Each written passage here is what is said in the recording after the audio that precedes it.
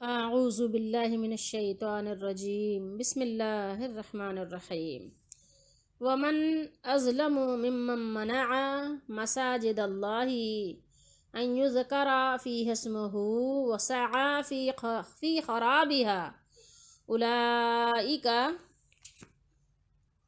ما کان لهم ان يدخلوها الا خائفین لهم فی الدنیا خزی ولهم فی الآخرۃ عذاب عظیم وللہ المشرق والمغرب فأینما تولوا فثم وجہ اللہ ان اللہ واسع علیم۔ آیت نمبر 15 ہو گئی۔ اور اس سے بڑھ کر ظالم کون جو اللہ کی مسجدوں کو روکے، منع کرے۔ منع ہم اردو میں بھی منع کہتے ہیں نا، لیکن ہم اس میں عین وغیرہ نہیں لگاتے، ایسے ہی بول دیتے ہیں۔ منع جو منع کرے، یعنی جو روکے ان میں نام الہ، اللہ کا نام لیے جانے سے، اور ان کی ویرانی میں کوشش کرے، فی خرابہا، جیسے ہم اردو میں بھی بولتے ہیں نا، کسی چیز کو کوئی چیز خراب ہو جائے تو خراب ہی بولتے ہیں نا، تو یہ وہی خراب ہے، نہیں، یعنی کسی چیز خراب کر دینا، بیکار کر دینا، ویران کر دینا، برباد کر دینا، تو اردو میں بھی ہم اس کو خراب ہی بولتے ہیں۔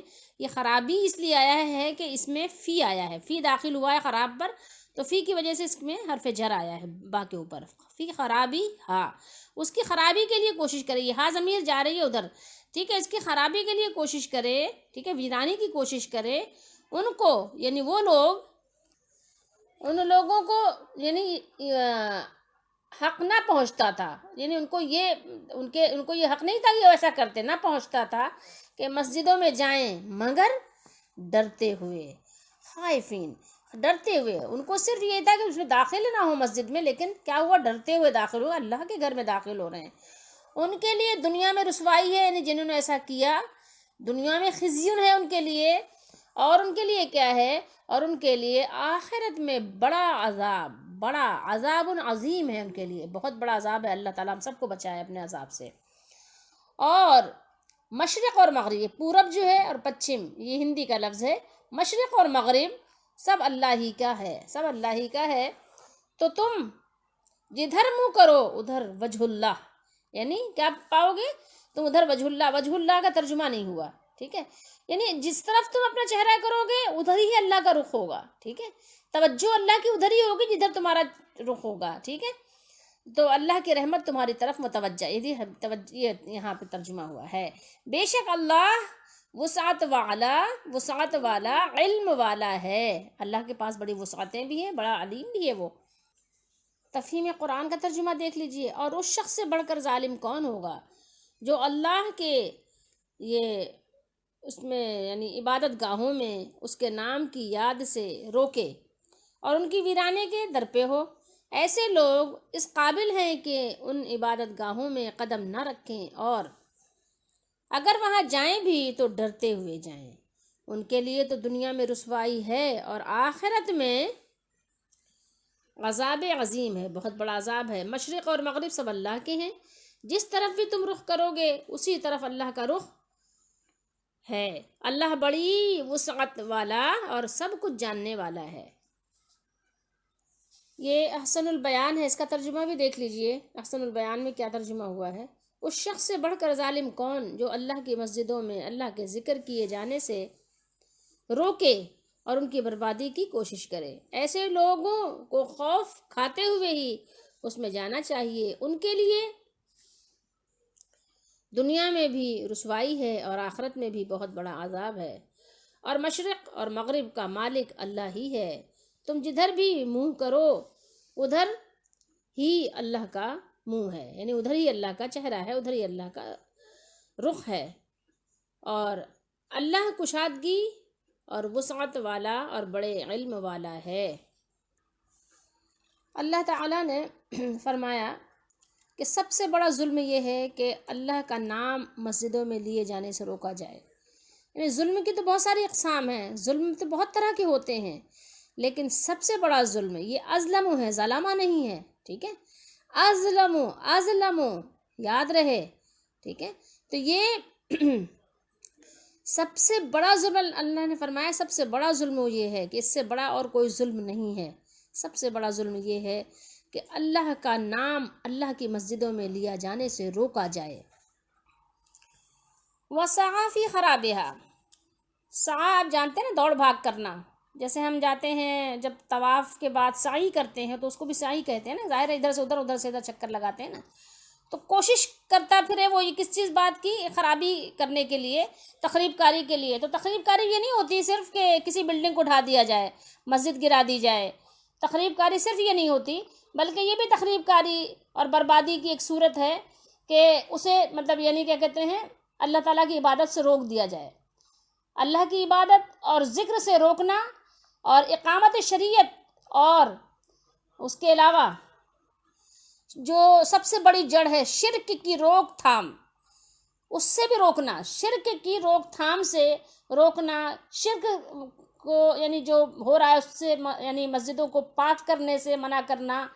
یعنی شرک کی روک تھام کرنے کے لیے بھی کہ اس کے لیے جو انسان کوشش کرے کہ شرک نہ ہو، اللہ کے گھروں میں اللہ تعالیٰ کے ساتھ شریک نہ ٹھہرایا جائے. اس سے مطلب یعنی جو لوگ روکیں تو اس سے لوگوں کو جو ہے روکنا، یہ بھی جو ہے کیا ہے، تخریب کاری ہے. ٹھیک ہے. اور اللہ کے گھروں کو برباد کرنا ہے کہ اللہ کے گھروں میں اس طرح کی حرکتیں ہو رہی ہوں اور اس سے جو لوگ منع کریں ان کو بھگا دیا جائے، ان کو کہا جائے تم دفع ہو جاؤ یہاں سے، تم چلے جاؤ، تمہارا کوئی کام نہیں ہے، تم لوگ جو ہے نا گستاخ ہو اولیاء اللہ کے. نہیں، دیکھیے یہ اللہ تعالیٰ قرآن مجید میں فرما رہا ہے. ہمارا طریقہ تو یہ ہونا چاہیے کہ ایک اللہ کی عبادت کے لیے ہم بھرپور کوشش کریں، نہ کہ اس کے لیے کوشش کریں کہ اللہ تعالیٰ کی عبادت کے علاوہ غیر اللہ کی عبادت ہونے لگ جائے اور اللہ کی عبادت سے روکنے لگ جائیں. جیسے کہ کفار مکہ نے کیا تھا. ابھی بات آگے آ رہی ہے کہ کفار مکہ نے کیا کیا تھا، وہاں غیر اللہ کی عبادت کر رہے تھے اور اللہ کی عبادت سے روک رہے تھے. غیر اللہ کی عبادتیں تو ہو رہی تھی نا. ابراہیم علیہ السلام کا بت تو رکھا ہوا تھا، اسماعیل علیہ السلام کا بت تو رکھا ہوا تھا خانہ کعبہ کے اندر، لیکن اللہ کی عبادت سے روک رہے تھے. اللہ کے نبی صلی اللہ علیہ وسلم کو نکال دیا، صحابہ کرام کو نکال دیا وہاں سے.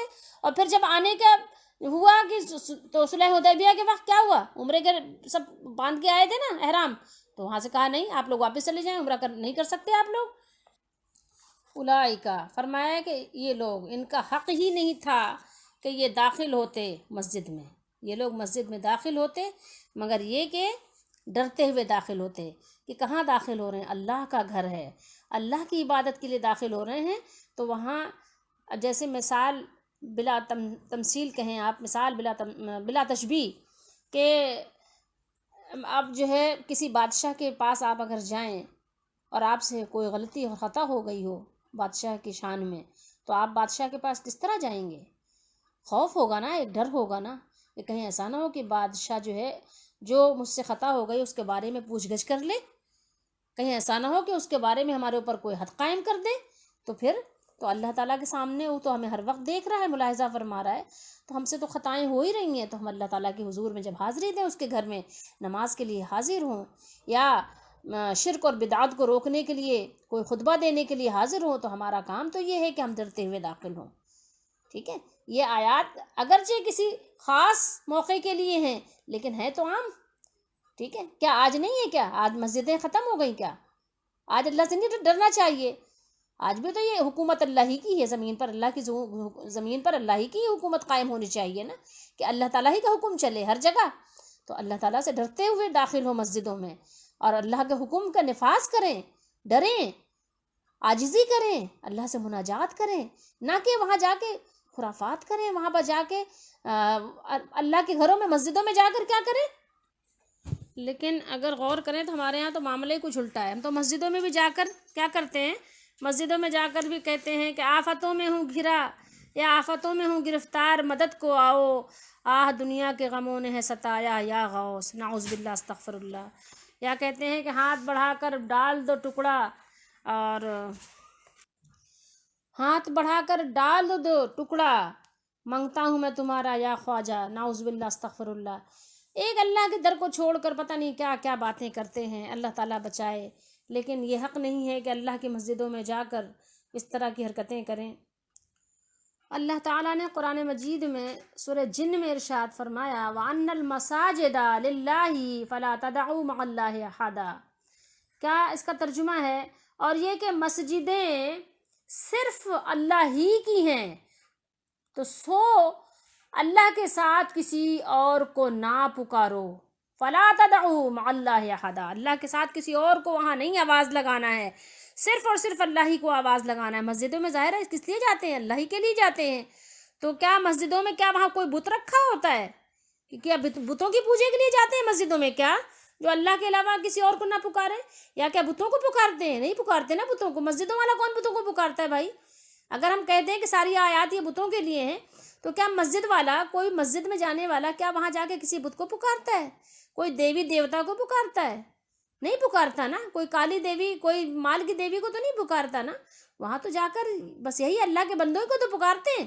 اللہ نے فرمایا کہ نہ پکارو، فلا تدعوا مع اللہ احدا، مسجدیں صرف اور صرف اللہ کے لیے ہیں، اللہ کے علاوہ نہیں۔ تو یہ نہیں کہ مسجد کے باہر نہیں پکار سکتے، لیکن مسجد یہ بتایا اللہ تعالیٰ نے۔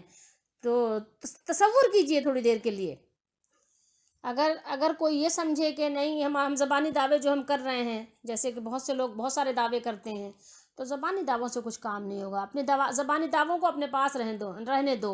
اپنے عمل کے آئینے میں اپنا چہرہ دیکھو، تمہیں خود ہی اپنی حقیقت بہت صاف نظر آئے گی کہ تمہاری کیا حرکتیں ہیں۔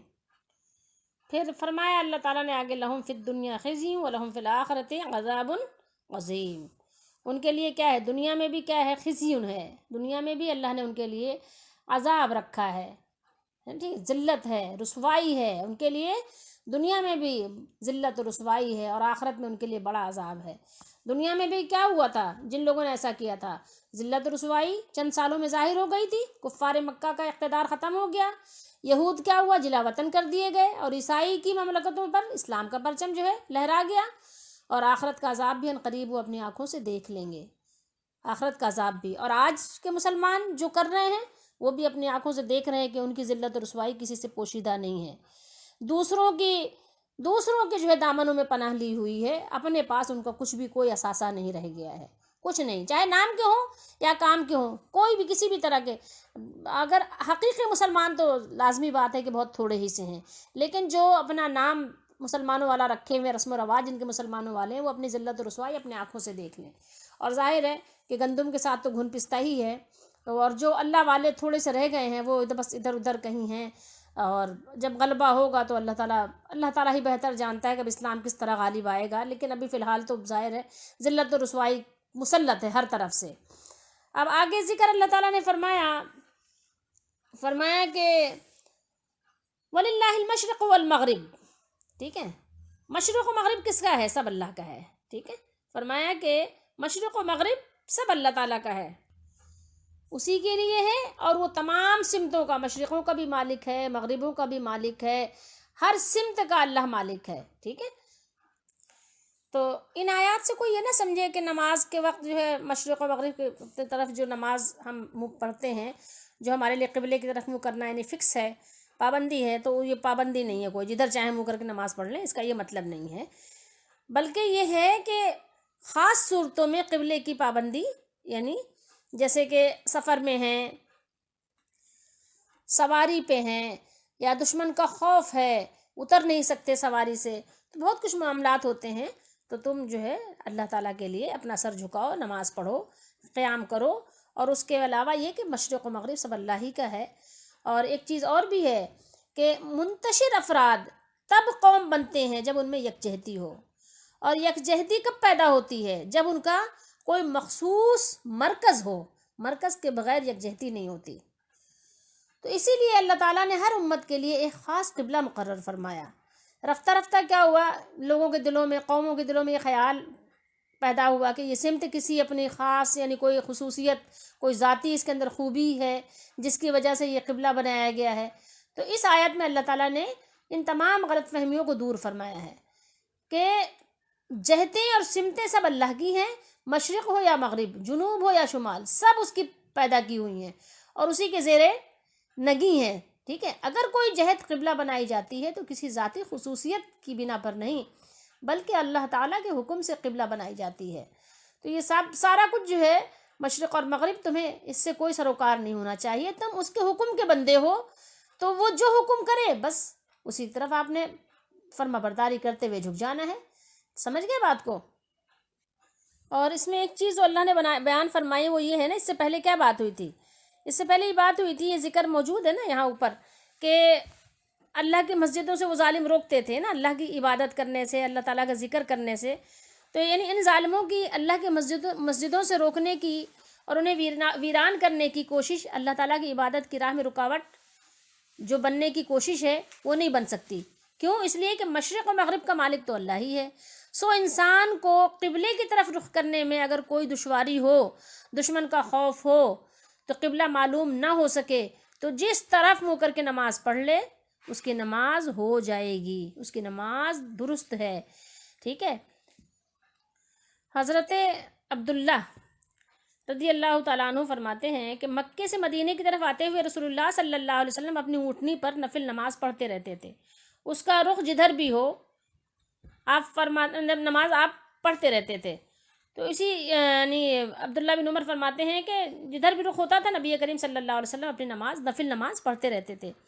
اور سواری یعنی جو بھی سواری ہو، اونٹنی یا یہ کہ گھوڑا جو بھی ہے، وہ اپنا سفر بھی اس کا ساتھ جاری ہے، دونوں کام ایک ساتھ ہو رہے ہیں، ذکر اللہ بھی، نماز بھی اور سفر بھی.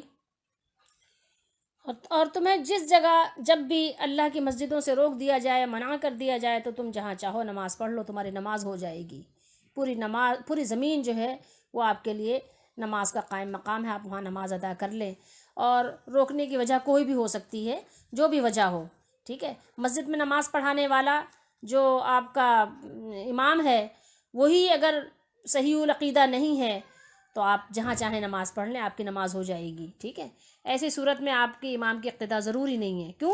اس لیے کہ ظاہر ہے اس کا تو عقیدہ ہی خراب ہے نا. اگر اس کا عقیدہ ہی شرکیہ ہے، اگر اس کا عقیدہ ہی جو ہے گمراہی پر مشتمل ہے، اور آپ کو معلوم ہے کہ گمراہ ہے امام، یہ شرکی عقیدہ رکھتا ہے، اس کا عقیدہ یہ ہے کہ غوث اعظم تو ہم نہیں کہتے، وہ ایک ظاہر ہے فطری عادت کے طور پہ نکل جاتا ہے، شیخ عبد القادر جیلانی رحمۃ اللہ علیہ، کہ وہ آتے ہیں ابھی بھی اپنی قبر سے آتے ہیں اور امداد کرتے ہیں، مدد کرتے ہیں، جہاں پکارو وہاں آ جاتے ہیں.